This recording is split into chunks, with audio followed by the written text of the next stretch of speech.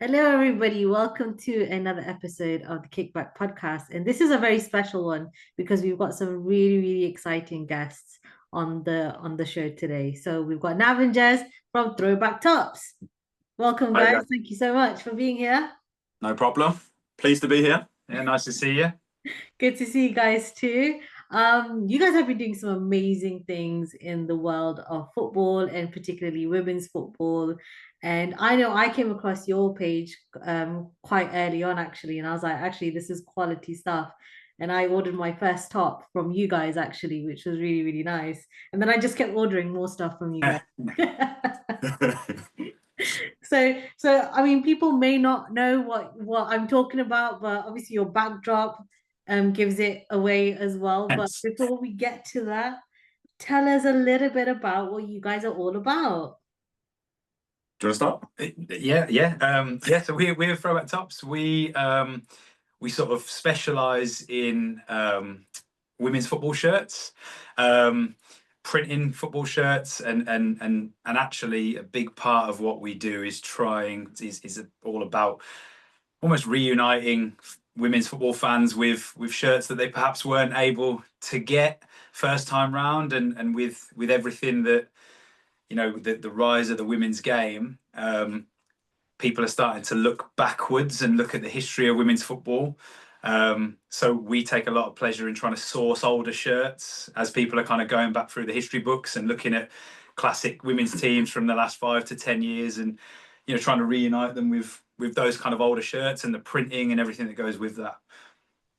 Hmm, okay. Yeah. So why did you guys start it? I mean, why did you guys start Throwback Tops? Like, I mean, the shirts are great, and shirts are a really great sort of business thing, but why women's football? Why women's football shirts? Wow. I think we started it because we saw there was a gap in the market. No one was doing this. Like men's football is so accessible, but women's football it was very difficult to get the shirts, get memorabilia from the game. So obviously from the Lionesses winning the Euros, that was a massive thing. And myself being a PE teacher, I know that women's football is like one of the fastest growing sports in the world. And for it not to be that accessible, we just thought something's got to change here. So that's one of the big reasons why we've started it. I'm sure Jez can probably talk about his kids and other Yeah. things that have influenced yourself to jump on board. Yeah. I think it's interesting because the women's game's growing so much, and I've got two daughters and a son, and so seeing them start to get really interested in women's football, and for them it's just football, and they I mean, it's mad. We've had years and years and years of watching England not win, England men, and my kids only think the women's team get to finals and they win. They win a lot. So that's amazing, and I think the fans of the women's game have kind of there's been this kind of gap where they've not been able to source the things that they want to in the same way that perhaps as traditionally as men's football fans can go into the high street onto the high street and buy shirts that they want, name sets that they want, merchandise that they want. So we kind of thought, well, we've got this incredible fast growing sport. There's an inspiration at home. Nav's a PE teacher. We're both teachers. So, we're seeing this kind of interest, at school and young girls and stuff, and they're kind of not able to get it. And so we thought, well, let's take our passion for football shirts, because that's actually one of the main reasons we both collected football shirts as kids. And young women, young girls not able to sort of do that. We thought, well, let's try and change that, make it a little bit more accessible, for people rather than kind of not being able to get what they want off the high street. So that's one of the main reasons we started it and what we're about. So I remember when we first met face to face, actually, and you were telling me all about like, your kids and how they inspire you and how you wanted to make sure that especially your daughters had had idols to look up to, people to look up to, and a lot of the time that does start with who are you wearing on your back, right? Right, Yeah. that's normally the question that people ask. So, how have your kids inspired you to kind of expand your businesses and expand, like, looking into women's football and making sure that you've got such a wide variety of shirts available? So it's interesting. We had this conversation about inspiration. So as a kid, you got these idols that you see on the pitch every week or whatever. And my kids are a little bit younger, so they're not sat watching football all the time, but they watch it because their dad watches it and their mom watches it. Um, I always wanted the best players on my back from the best teams. So that's what I wanted to have as a kid. But strangely enough, actually, my parents wouldn't ever let me they wouldn't let me have football shirts at all. So I'd sit and watch, Football Italia on a Sunday, and I'd see Ronaldo and Battistu, and I've been wanting those shirts and I couldn't get them. My kids have it a little bit different because we run the business and we do that. But actually, seeing them see the pride and the national pride, I suppose, in terms of the Lionesses, particularly, because that's first and foremost what they will associate with football. They're not sat watching club football, really, because of the age they are, but they're seeing people like Lucy Bronze, and they're seeing people like Leah Williamson from a captain point of view. And I try and make the point. Nav's got a really good relationship with my kids. That's the captain. That's the one of the best players, if not the best player. It's a leader, and I think them seeing the iconic images of like Leah Williamson lifting the 2022 Euros and going, well, I want to be a footballer, and that's really nice. I'm under no illusion. Lots of people don't make it to be a footballer, but if my child was that, like any parent, I'd be super proud. And actually, I think it's nice, me sort of being able to run this business with Nav. They're into it, we get more into it, and it's kind of we kind of complements each other. I'm sort of doing it as much for them as for us, And if they see two blokes doing it, it normalizes that, because you see so much in the media about people still slating women's football. And actually, we take a lot of pride that we're two fellas. We love men's football. That's our passion from when we were kids. But we sit and watch the women's football because it's football. It's the beautiful game. Yeah, it's a slightly different product, but that's the same across countries and leagues and whatever, whether it's the men's or women's game. So I suppose it's nice for them to see that, and that kind of inspiration, and seeing them just think, well, as I said, they think it's normal for England to win stuff, and I don't know what that's like in the men's game. So yeah, it's ace. Do you know what? I think that's amazing, and I think that's really beautiful as well. I mean, I'll be honest with you, a lot of people do tend to say to me whenever they see men being in charge of a women's football business, they're a bit more wary about it. Right. But when people know your story and the fact that, this is for your kids, and actually it's not just for your kids, but the fact that you respect the women's game, I think that is so powerful, because it's important that we do have male allies as well. And what you guys are doing for women's football merchandise, just making it more accessible, I think it is a beautiful example of actually how everybody can work together to say that actually women's football is amazing and it deserves that respect. So hats off to you guys for doing that. Honestly, I think it's a great thing. Thank you. I have to ask you though, you've got a load of shirts behind you, right? Yeah. That's not even. Doesn't even touch the surface. Yeah. From that rail behind you, what are some of the most iconic shirts that you have, and which ones are your favorite? You know what? Grab that. Hang on. We just printed this one up. This is a good one. Oh, that is beautiful. It's got all the patches on Oh there. my word. Oh, that is so shiny. So this is the Finalissima 2023 shirt. Me and Nav were both at that game. We had a really good weekend, actually, because we did Finalissima, And then we went to Ajax, Dortmund in one weekend. So that was pretty cool. Yeah. Wow. So I think that one, because obviously Williamson didn't play in that kit at the World Cup because she'd done a knee, but obviously she's lifted that trophy. And so we did that last week, printed it with the match details, the arm patches, like that's, and it's a player fit shirt. So that's like, in terms of, I suppose, iconic, because weirdly, I think the Finalissima probably gets overlooked a little bit because of the Euros, losing the World Cup the same year. But actually, that was like, at that point, I suppose you're cementing yourself at that point as one of the best teams in the world. Yeah. So I think that's one of my favourites as a recent one. I don't know about you. We've got so many. Yeah. Like, I've always liked the Colombia away shirt. Yeah. So from 2023, it is on this rail somewhere. Oh yes. But it's definitely one of my favourite shirts. Just the colours, just pops, doesn't it? Really. Yeah. That's amazing. I have to say, Williamson is one of my, well, no, I shouldn't say one of my, Nah, I was gonna say we know. is my favorite place. So the fact that you guys printed that, like, honestly, you have to make one for me now. That's it. You have to make one for me. That is a beautiful shirt. Honestly, that is a beautiful shirt. I can't lie. I cannot lie. Cannot lie. That is a beauty.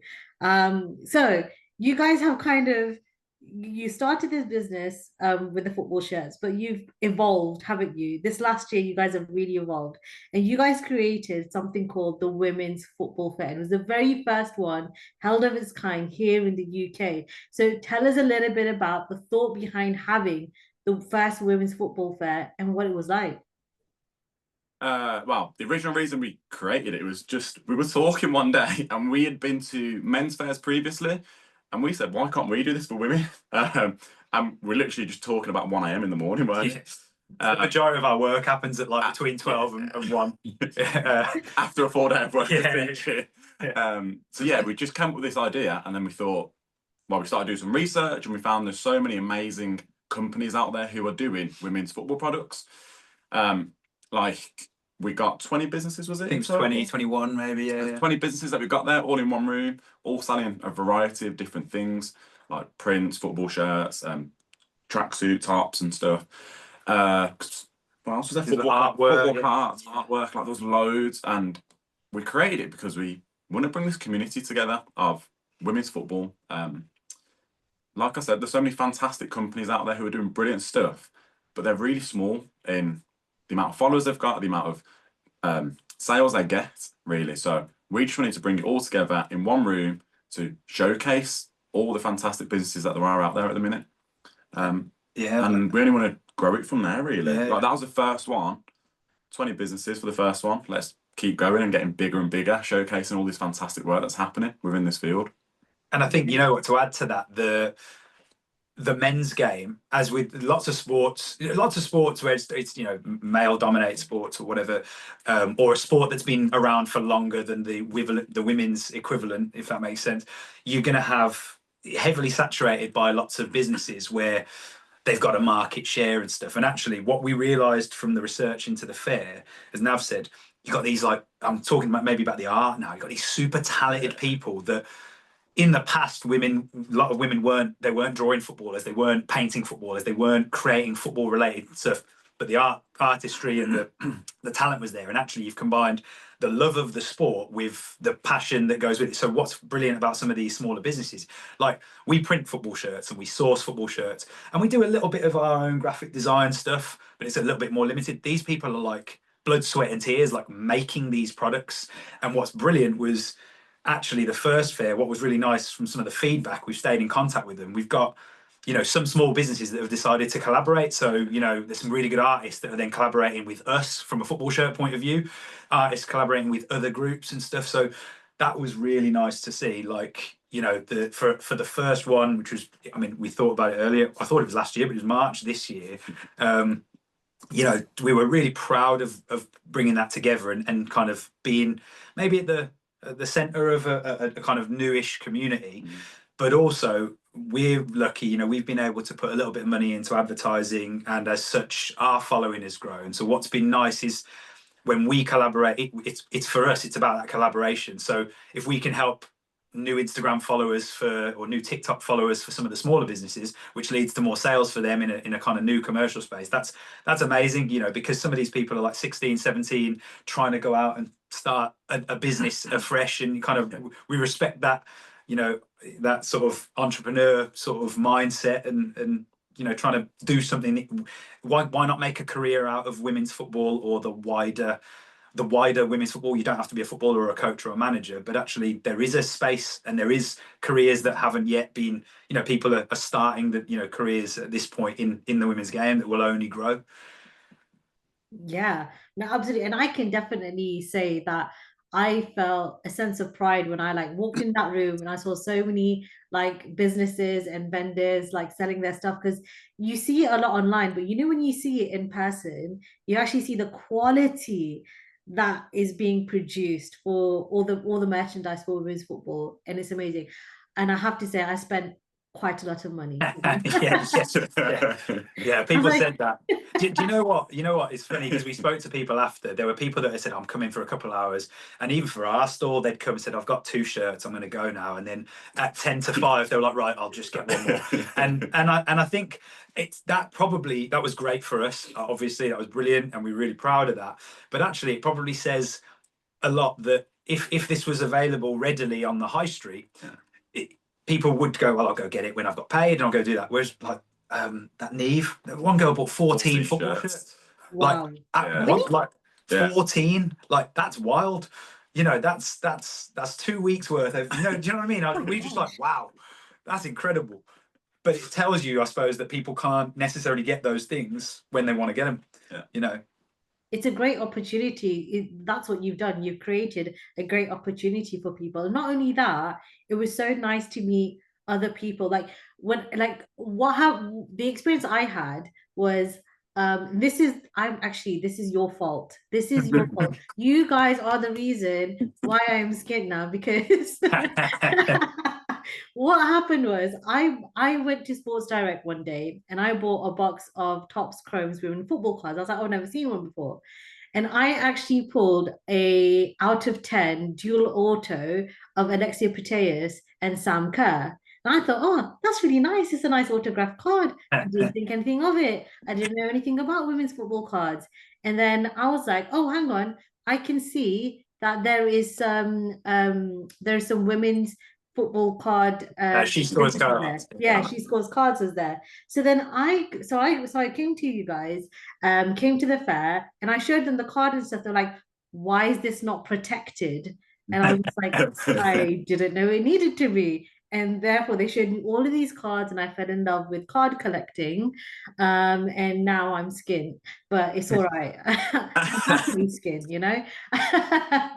But it was a wonderful opportunity. Like you get to learn from each other. You get to learn from these vendors. You get to learn. Like it's like a whole new hobby that you that you get to have. Like you never know that somebody probably came to your fair for the very first time and it was the very first shirt that they ever bought for women's football and they're like, I'm going to start collecting shirts now. It's about that passion, right?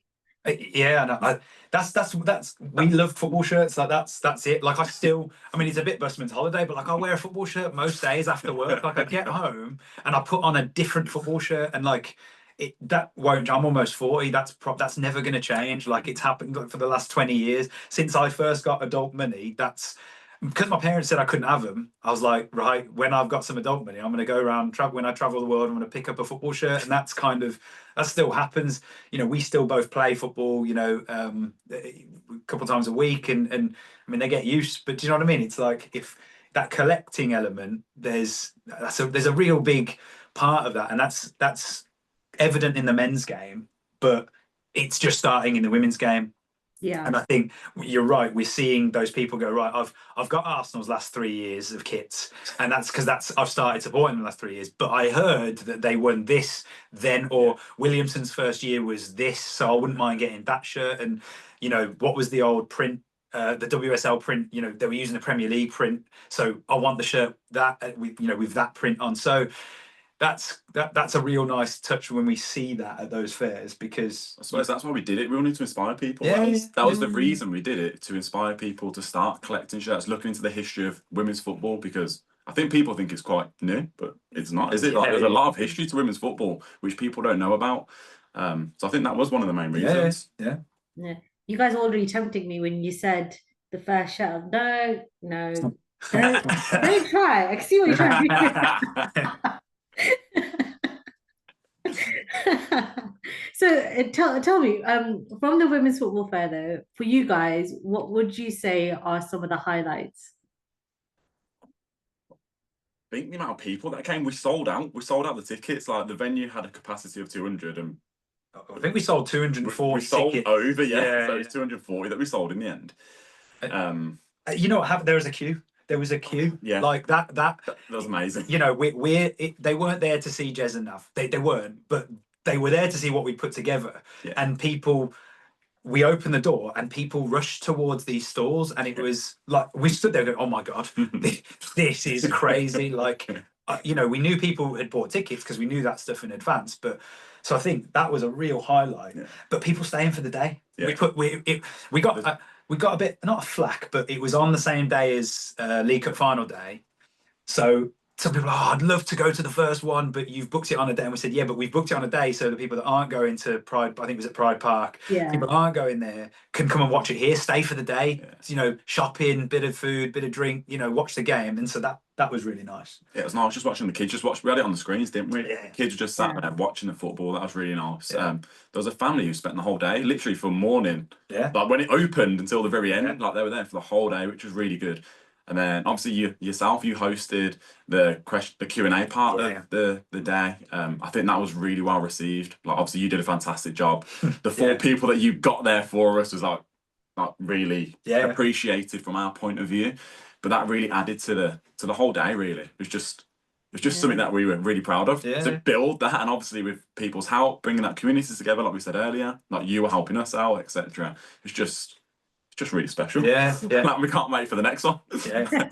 It's funny because we're both teachers. We both, you know, fortunately we've got sort of history and experience. We organise like trips abroad and stuff. So the organising bit, it comes quite naturally, I think. Like we work very well together. We work well with people, but I think it's that. See, there is always a point. I mean, I'm worse than him. That I'm like, it's going to fail. Like, what if it doesn't? What if the vision doesn't become reality and like it more than exceeded expectations? There was at the end. There was a point. I just sat down and put my head in my hands. I was like, oh my god, how do we do that? Yeah. And that was really nice. That was really good.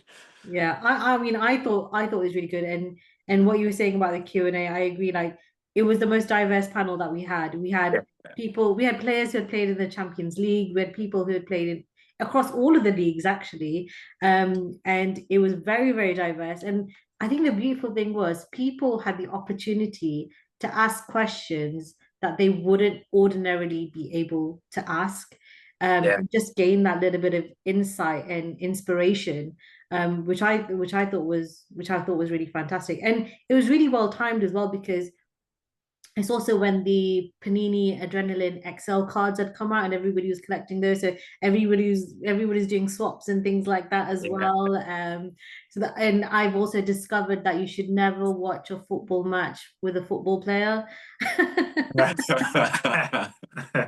Because they're looking at everything else. They're like, oh my God, look at the state of that pitch. Oh, that's terrible. And I'm like, why didn't you score that goal? Like, I'm never watching football with you again. I was like, yeah. But can you imagine you're watching football with a couple of footballers? Like, you wouldn't ordinarily get that opportunity either. So the fact that, you know, that was available as well, I thought it was really, really brilliant. And I think we're still at that point. Sorry, it's just that women's football is still quite accessible. Whereas, you know, if this was a men's equivalent, we're not getting players. We're not getting in touch with players. You know, your podcasters aren't getting in touch with people. It's going through agents and stuff. And actually, that's what's made it nice. But I think that's why the community, you know, loves it, because the women are still signing shirts and stuff at the end of games. You know, my kids have been to Villa and they're getting the photos and stuff, and I love that that's still a thing. Whereas, you know, you go into the men's game, it's security. You know, you're cordoned off. You're not getting near to a player, and it's not that I want to stand there and get a photo, but it's that lack of accessibility, and it kind of keeps them separate. Whereas I suppose it's where the women's game is at the moment. I only expect it to get better paid and things like that, but there's still that community feel from players, even right at the top level. Like Millie Bright was talking about it, you know, recently. It's like, we do this because we want to do this, and that's really important, you know. So that was really nice for people to meet actual players, and, you know, they might inspire those kids that were there on the day, and, you know, that was lovely. Absolutely. So how is this November? It's in November, isn't it? Yeah. How is this year's women's football fair bigger and better? And tell us when the dates are, where it is, everything like that. So it's November the 30th, and it's at Hockley Social Club in Birmingham City Centre. In terms of it being bigger and better, so we have more vendors. So there's 30 businesses that we've signed up so far, looking for more. Yeah. Bigger venue, so we're hoping to sell 500 to 600 tickets. Wow. Yeah, so we're looking at that. There is interactive games there, so Yeah. we're trying to make it more of a family day. So last time we thought it was just stalls and then the Q&A, but there wasn't like much activity for the kids to do. So we tried to get some interactive games in this time.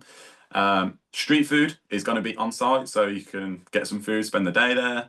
The bar. There's a licensed bar Yeah. for parents. That's always good. And then I think the biggest thing is having a WSL player on our side. Yeah, so we've confirmed Miri Taylor, who's at Villa, having coming to do a sign-in, meet and greet. Like I mean, what's been brilliant, we've spoken to her. She's come back to us and go, I've got a couple of the other girls interested. So like, we're like, yes, absolutely. Like as many as you want to bring. And we think we've timed it right. It's the international break again. Like a football game has messed us up. So England are then we launched our event before England launched theirs, but then they went and won the Euros. So they've got their homecoming game the day before. So we're messaging people that, it's in Birmingham on the Sunday and we're in London on Saturday. I was like, that's a great weekend. Like that's the two biggest cities in the UK. Do one on Saturday, come up on the Sunday. But I think having the player there, that's going to be a big draw. We're also looking at trying to involve some of the local teams, Solihull Moors, Warsaw, West Brom, Villa Blues, to have a bit of sort of signage really, and for people, younger players to know when trials are and things like that. So there's perhaps a little bit more access into how to join a local team and things like that. So it's bigger, better in every way, in my opinion, because we've kind of upgraded everything. The capacity of the venue's 900. Like if we sold 900 tickets, like honestly, that would be incredible. But it's, we're conscious it's before Christmas. I think again for the businesses, it's a great time for small businesses because it's the payday weekend before December. It's Birmingham city centre, there's the German markets nearby, so people might decide to come and spend a day in the area. But with some of the vendors that we got some of the ones that were at the first fair, but some of them are new ones that they're just going to be bringing some incredible things that, I mean, my kids are going to be there, so that's going to be a problem for me. You talked about spending loads on art, like mine are going to be like, well, hang on, I want this and I want this. They love the croc charms and they love like the little bits that kind of almost like stocking fillers. So it's going to be some incredible vendors there. If we can get more players, that'll be great. We're really excited, as you can probably tell. I'm super excited. I haven't hit the bit where I'm worried that it won't be good yet. At the moment, I'm super optimistic because they're doing things like this. But yeah, it's gonna be good. It's gonna be really good. So how do people buy tickets? Sorry to perfect. That's led into what I was gonna say. So I was just gonna say, like, we've tried to make it accessible for everyone, so we've kept the ticket price at £5. So we was originally talking about early bird and then maybe being a little bit more expensive, but we've decided let's keep it the same for everyone, make it accessible so we get more people there. So yeah, that's what we've decided. The way you get tickets is through the link in our bio on our Instagram. So there's an Eventbrite link on there. Just click on there and then you can order your tickets there. Amazing. That's brilliant. So, I mean, this feels like as if it's continuously evolving. So what is the ultimate dream for you guys? What is the vision? What does the future look like? We spoke about this quite a bit. Yeah. Yeah. Well, no, you know what? We talked a little, mentioned earlier about like travel. We're both teachers. We're fortunate. We've got really good jobs. We've been doing, been teaching for a while. So this is completely and solely a side business. The Throwback Top hours ultimately are like 8 at night after my children have gone to bed till about 1. And so the ultimate dream would be to make it go full time, perhaps at some point. But actually, with the fair in mind, what we get a lot of is we sell a lot of shirts to people abroad. And what we get when we launch the fair or we announce a vendor and they go, oh, when are you coming to? And we've had people say, are you coming to Australia? I'm like, Australia? What's that? What? Netherlands? Are you going to do one in the USA anytime soon? So I guess the answer is probably like, I think it tells you that the women's game is growing everywhere, but there's still not the the accessibility, the options, and we specialize. There's probably 800 shirts in this is Nav's office, and I've probably got 300 at mine. We bring in about 1,000 shirts to the fair. The idea of taking shirts around the world and doing pop-ups, like, sounds like a silly ultimate dream, but like, we love traveling. Like, that would be class. Go watch some football on the Saturday, do a fair in Barcelona on the Sunday, get on a flight, go somewhere. Like, that would be amazing. So Pretty sweet. yeah, it's probably a pipe dream, but like, it's only getting bigger and bigger, not just us, but the space. So maybe. Would you ever want like a base high street store type of thing, like, or something like that, and then you still work out of there? Maybe. We haven't really spoke about that, to be honest. We've also spoke about, we've said Throwback Tops on tour. Yeah, that would be the thing. I don't know, like, would we have a store? Yeah, part of it, is because the majority of our business is mystery shirts, so that's a big part of what we do is and specifically women's player mystery shirts, because everyone can get your top 5 players at Arsenal, Chelsea, Barca, biggest supported teams. We specialize a lot. We do that stuff. We specialize in the older things and trying to get the right print and the right name sets and the right patches. And I suppose having a shop, like, one of the reasons we've done the mystery boxes is because alongside our full-time jobs, keeping an inventory on a website updated with the amount of shirts that we get is just nuts. Like, it's quite hard work. So we do the mystery box thing. So I suppose almost the static element of being stuck in one place isn't the most appealing. We like that, like, we were doing a little tour before our thing. We're in Sheffield this weekend, so 19th? Yeah. 19th October in Sheffield at a football fair. So the idea of taking it around and meeting different people in different places and creating little links with people around the country to start with, and then, like I said, hopefully Europe and then beyond. Okay, so you talked a little bit about your products there. You said that most of the time you guys have got mystery boxes. So I saw on your stories, I think it was a couple of days ago, you were asking people about what types of mystery boxes that you're asking people which ones that they would want. So what are your current products that you've got for people to choose from in terms of choices of mystery boxes and whatever else you do beyond that? So we currently have the women's player mystery box, which means they'll get a shirt with a women's player name on the back. We've got the Euros mystery box as well. I think we may have just sold out of them. We haven't got any. We haven't got many of them left. But then other than that, the other shirts that we have are the shirt selectors. So that's when people request for a shirt and we try and source it for them. And what we try and do is we try and maintain a relatively fixed price. So there's certain things that we'll say our shirt selector, I think, is really well priced. It's $39.99. Yeah. On some occasions, the rareness of the shirt, the kind of cost to source it, print it, and stuff means that we have to increase the prices. But we're on a big drive at the moment. You may have, if you've seen, we've actually done a big drive to drop our prices, because actually our thing, we talk about accessibility for people. We talk about the fact that these are kids, young people coming to our fairs and trying to buy. We've got a running joke. I would pay 30 quid for a kit when I was 17, 18 and had some money. It's 110 quid to have a shirt print, 140 quid to have the pro shirt done. Cost of living crisis, everything that goes with it. Like, I've got 3 children that at some stage might ask all for kits at Christmas. That's a hell of a lot of money. So a big part of what we're doing is trying to make it affordable. So you talked about the boxes. The player mystery box is by far the most popular. But then I think off the back of that, people want to then go, well, can I get this player on this shirt? So the shirt selector is probably the next sort of biggest. And then moving forward, Nav's great on the socials, asking a bit of market research, like, what do you want? And the big one was like WSL and the Lioness mystery box. Yeah. I think we're trying to give people the option to narrow it down slightly, pigeonhole what they want, right? Yeah. So, like, someone might want a WSL shirt, but just a random WSL shirt. So I think that was one of the ideas that we've come up with. The Lioness shirts, we've got some fantastic. Our Lioness route at the fair is going to be incredible. But we've got some unreal Lioness shirts. Like, people want Lioness shirts because obviously how well they've done. But to get a mystery one, I think it's a cool idea. Personally, I love it.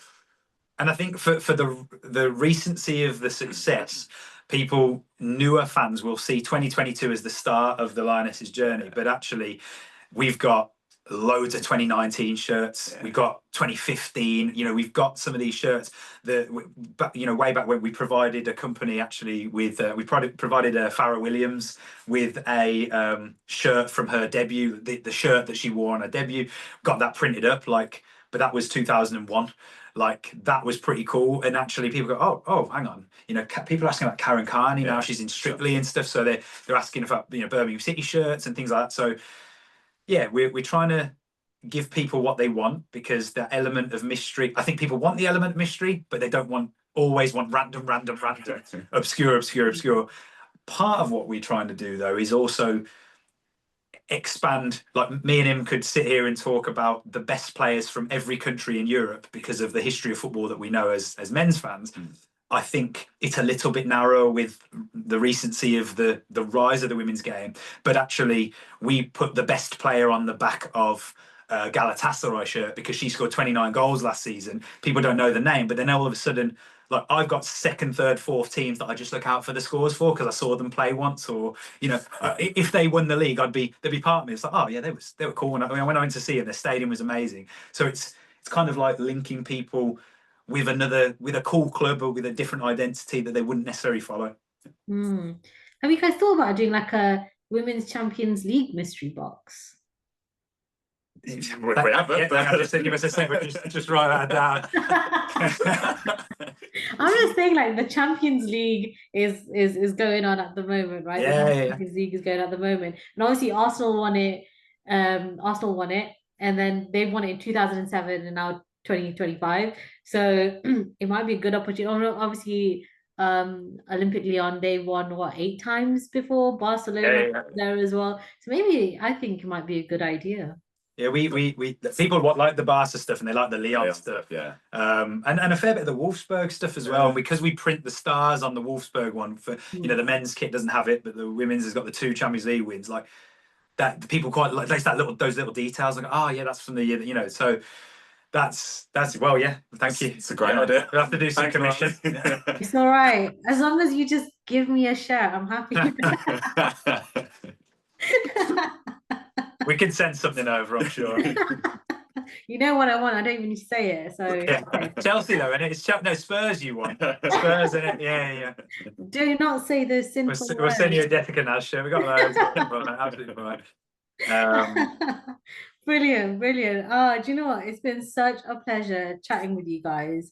It's been so nice to kind of get the history and like just your knowledge and your passion around football shirts and football in general. And are there any final words that you'd want to say to everybody that's watching? I know what you were going to say. What am I going to say? Yeah, go on. You can end it with that. Yeah, so we've got a bit of a tagline, like Jez said. We're trying to make it more accessible for everyone. So the tagline we've got is "Football's for everyone. Always has been. Always should be." Bravo. Completely agree with that. I love it. It's a brilliant tagline. Do you know what? I can't wait for this fair to happen. It'll be great to see you guys again, and I'm really excited for it, to be honest with you. I'm supposed to maybe be going on holiday, but I'd rather come to the women's football, if I'm being perfectly honest with you. So I think I might just do that instead. Like nice. I'm an adult. I can say no. Yeah.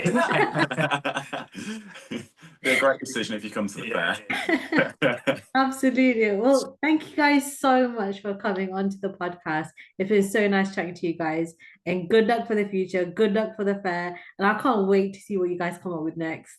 Brilliant. Thank you Thanks very much. Cheers for having us. Take care. Bye. Thanks.